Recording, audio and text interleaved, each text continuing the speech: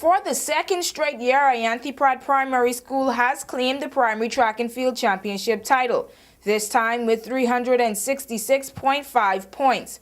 The athletes and students from Ianthe Pratt celebrated the victory long after the completions of the games Tuesday night, and principal of Ianthe Pratt Primary, Beatrice Garland, said the school's teamwork paid off. I'm very excited. I'm really lost for words, but I must say hats off to Mr. Backford for a job well done, and because of teamwork, everybody put their all in all and get behind the boys and girls, also with the PE teacher, and we get the job done. Teamwork really paid off. Head coach Paul Beckford said he was pleased to get top performances from some of his key athletes. Well, yes, there are some athletes here today that I had that performed very well. I mean, one to mention in the under 11 category was Desiree Prosper, who did exceptionally well. Frendeline Baptiste in the under 13, and even Selvano Gardner in the under 13 males. Devontae Gardner in the under 11 Javoy Knight, who repeated his performance from last year. You know, and those children in the under 9, Mayanik Prosper, you know, they did exceptionally well today. And as I say, I was not too surprised because I have been watching them over the months, and you know, I knew that they would have been able to execute, a very good performance. Sports Development Officer Judith Robinson said this year's primary school events were very successful, with a number of great performances coming from not only individuals but institutions as well. Mills Institute was one of them that joined us, and it had a few members, and they also were on the map, I would say, with points.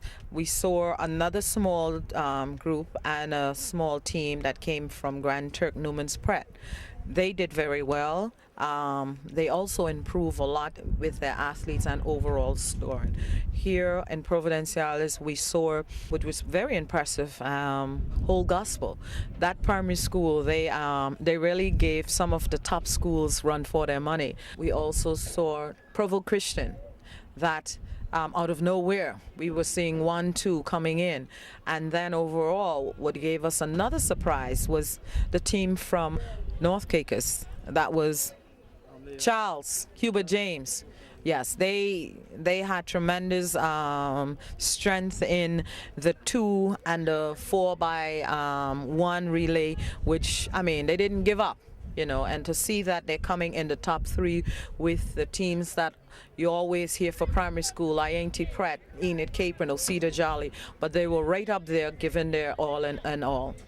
The top 10 finishers for this year's competitions were the Ianthe Pratt taking the title, Enid Capron 2nd, Osita Jolly 3rd, Provo Christian in 4th, Ona Glinton 5th, Eliza Simon 6th, Charles Hubert James 7th, Wesley Methodist 8th, Whole Gospel 9th, and Precious Treasures 10th. There were also a number of records broken. In the softball throw, Nixon Jean of Eliza Simons posted a new record in the boys 13 and under category of 59.3 meters, replacing the previous record of 57.06.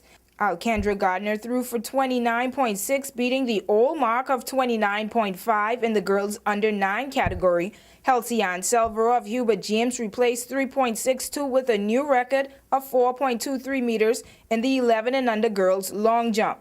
Javoy Knight of Ianthe Pratt set a new record of 4.53, replacing the old mark of 4.09 in the under 11 boys long jump. And Kaylee Thompson of Precious Treasure set a new record of 1.37, beating the old one of 1.26 in high jump, and replaced the long jump record of 3.54 with a new one of 3.67 in the under 13 girls category. Events for the 2009 Inter-High School Track and Field Championships will get underway Thursday morning 9 a.m. at the National Stadium, Providenciales.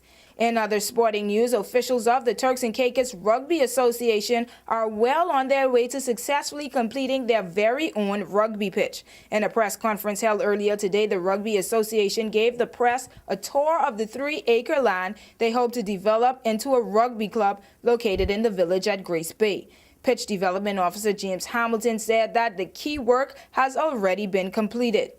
Henceforth, we've still got to lay the grass, obviously, but as Keith mentioned, most of the work has already been done, but we're really in the last stages, so it's my role to sort of liaise between Environmental Arts and the rugby club and business leaders on the island that potentially want to help us out with the development of the field.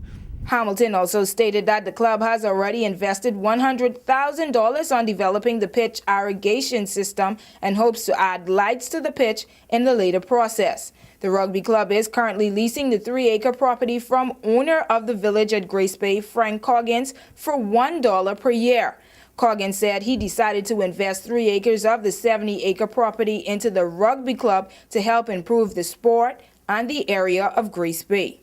Seemed like it'd be a good addition to the village of Grace Bay to have the rugby there. And looking behind you, you can see that the tourist population of Grace Bay is right there behind the field. So I think it's going to be good for us and hopefully good for the rugby club. President of the rugby club, Keith Bruant, said he's seeing the rugby club grow here in the TCI, and the only way to continue that growth is to continue to teach the sports to kids at an early age. Right now, youth rugby is happening on the beach, 9 o'clock every morning in front of Mango Reef. We're getting anywhere from between 30 and 55 kids coming out, depending on the day and what other things are scheduling conflicts. And we're certainly hoping to build on that. And we're hoping that by getting our own facility out here, where we'll be able to have a clubhouse and some of the equipment and stuff on hand, that we'll be able to not only practice on Saturdays, but be able to play rugby with the youth on a weekday basis as well. The TCI Rugby Club will be in action this coming Saturday, March 7th, taking on a rugby club out of New York at the National Stadium. For WIV4 Sports, I'm Jody Harvey.